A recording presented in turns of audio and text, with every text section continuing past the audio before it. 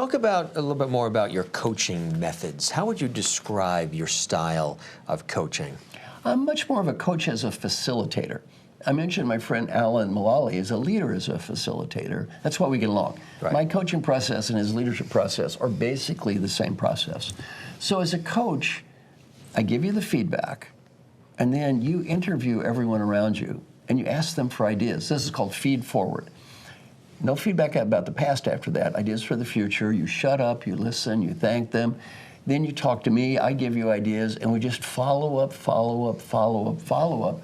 And our research is clear, by doing this over and over again, you really achieve huge change. The reason it's transferable, though, is most of what you learn, you don't learn from me. I'm a facilitator helping you learn from everyone around you. In the same way as a leader, my friend Alan at Ford, a facilitator. He didn't provide the answers. He never worked in a car company. He didn't know the answers. He was a facilitator who helped everyone learn. Right. Which makes him also adaptable to a lot of different scenarios, too, and a lot of different conditions and a different venue. Who knows? Maybe Secretary of State. Maybe. You also do speaking engagements as well. Yes. And I know that you find them, uplifting, fun. Tell us about the speaking engagements and what those are like, and what's your presentation style like there, and what can audiences expect? Well, as a speaker, I'm a professor of management practice at the Dartmouth Tuck School. I enjoy that. Then I don't grade papers. Yeah, I don't do that. Yeah. I didn't enjoy that when I had to do it. Did it, but I don't do been it there, anymore. done that. No, Right. I've been there, done that. Don't grade papers. Then I travel all around it. My teaching style is very interactive. So my class is very lively, interactive. It's not just me talking. Yeah, people are learning from each other. Which is very important to the process, isn't walking it? around. Interaction, people feeling involved, invested. Getting involved. They stay awake. Right. Stay awake. So and it's fun. I really enjoy speaking and teaching. It's entertaining, it's interactive, it's fun, practical. I try to use a very practical approach to teaching. My old mentor, Dr. Paul R.C., said always use what he called nickel words. Never try to use big words to be impressive or fancy language. Try to talk like a regular human being. And so the way I look at what I do as a teacher is I tell everyone I teach, this is not graduate school. Right. This is trade school. Right. I'm not here to help you learn. I'm here to help you do. And so my stuff is very practical. Now, it's easy to understand. Everything I teach is easy to understand. It's hard to do. It is very hard to do. I have a process we can talk about later called the daily question process. It takes 3 minutes a day, help you get better at almost anything. Very easy to understand. Half the people quit within 2 weeks. Why do you think that is? Well, I'll describe the process first. Yeah. Here's the homework assignment. I teach people, get out an Excel spreadsheet. On one column, you write down a series of questions that represent what's most important in your life. Friends, family, health, work, whatever you want. 7 boxes across, one for every day of the week. Monday, Tuesday, Wednesday, Thursday, Friday, Saturday, Sunday. Every question must be answered with a yes, a no, or a number. Fill it out every day. At the end of the week, the Excel spreadsheet will give you a report card. I warn people in advance, the report card at the end of the week may not be quite as beautiful as the corporate values plaque that you have stuck up on the wall. So I've been doing this for years, and you do this week after week and day after day. You learn life's incredibly easy to talk. It's just difficult to live. Mm-hmm. Easy to talk and difficult to live. I'll share some of my questions. Yeah. If anybody would like all my questions, send me an email. I'll send you all of them. But for example, one of my questions every day is, how many times yesterday did you try to prove you were right when it wasn't worth it? So I've almost never got a 0 in my whole life. Kind of hard for that old professor not to be right all the time. How many angry or destructive comments did you make about people yesterday? Well, it's kind of easy to get into that gossipy, saying bad things about people behind their back. How many minutes did you walk? How many push-ups? How many sit-ups? How many minutes did you write? Say or do something nice for your wife, your son, your daughter, your son-in-law, your grandkids. Just a bunch of questions about life. My friend Jim Moore does this, and he would tell you it saved his life. It didn't kind of save his life, it did save his life. One of his questions, and it's one of mine too, are you currently updated on your physical exam? First 90 days he did this, he said no every day. After 90 days, he said, this is embarrassing. I'm failing a test every day, and I wrote the question. I got to get the exam or quit asking. Well, I got the exam. What did the doctor say? You have cancer. That was years ago. He's going to be fine. The doctor also said, if you'd waited 7 more months, you'd be dead. He knew he should have got the exam, just didn't do it. hold a mirror in your face every day. It's hard to hide. Most people can't do this. These are life questions. It's hard. They're basic life questions, yeah. I pay a woman named Kate to call me on the phone every day.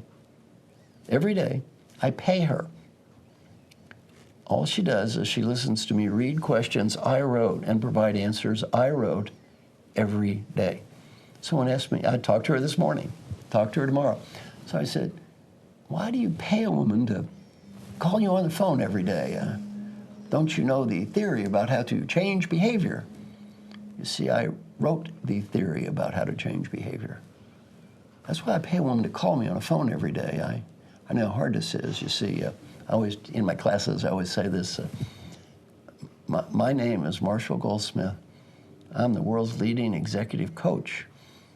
I pay a woman to call me on the phone every day just to listen to me read questions I wrote and provide answers I wrote every day. Why do I do that? You see, my name is Marshall Goldsmith. I'm too cowardly to do this by myself, and I'm too undisciplined. I need help. And it's okay. Yeah. It's okay. See, once we get over that silly macho, Right, I can do it on my own, come on. Yeah, I teach my classes. I'll say, who needs to be a better listener? Guy raises his hand. I say, what's your name? Joe. Joe, how many years you been needing to be a better listener? He say, 30. I'll say, repeat after me. My name is Joe. I need to be a better listener. I have not fixed this by myself in 30 years. Who am I kidding? I'm not going to fix this by myself in the future. Right. I need help. It's okay. One of the world's greatest choreographers, Twyla Tharp, same personal trainer for 25 years. Why? Trainer doesn't teach her anything new. She's smart enough to say, my name is Twyla Tharp. That's one of the hardest things, I think, in life. It probably goes as far back as when you were in school and you didn't understand that math equation, but you were fearful of raising your hand to ask. Yeah. So you went through life and getting Fs on tests because you never went up because all the kids would look at you Yeah, or whatever. yeah. So many people do that. Or you figure that, oh, I can do this myself. Do you find that a cultural thing sometimes, too, that certain people It's just all around the world. don't ask for help? It's all, I'll give you the... I'll help you, but I don't need help. I'll give you the worst example. There's a great book called The Checklist Manifesto, published by Dr. Atul Gawande from Harvard Medical School. His research is very sobering. If you go in for a surgery and the nurse asks the doctor a series of very simple questions from a checklist, the odds of unneeded infection plummet and the death rate's cut by about 2/3. It's not a theory, it's a fact. The huge majority of hospitals around the world do not allow the nurse to ask the doctor the questions. Why? Ego. According to Dr. Gawande, more people have died because of the egos of surgeons than died in the Vietnam War, the Afghan War, and the Iraqi War combined. The doctor is too proud to say, I am a surgeon. I need help, and it's okay. So guess what happens? People die every day. By the way, I shared this process with Dr. Gawande, and he said, I'm going to implement this in my own life. I asked him why. He said, maybe once every, 2 or 3 months, the nurse will ask me, did you wash your hands? And he said, my answer is, I don't know. Thank you for asking. He said, I cannot remember every now and again if I washed my hands 5 minutes ago. And he said, I wrote a book on washing hands. Then he said, how many days did I forget to be happy?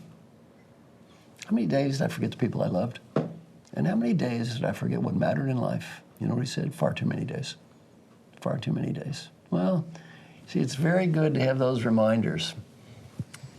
Keep that stuff in your head, and everything I teach people is easy to understand and hard to do. My book, What Got You Here, Won't Get You There. If you read that book, you read funny story after funny story. It's not funny. Read the book. What a bunch of idiots. Those people are so dumb.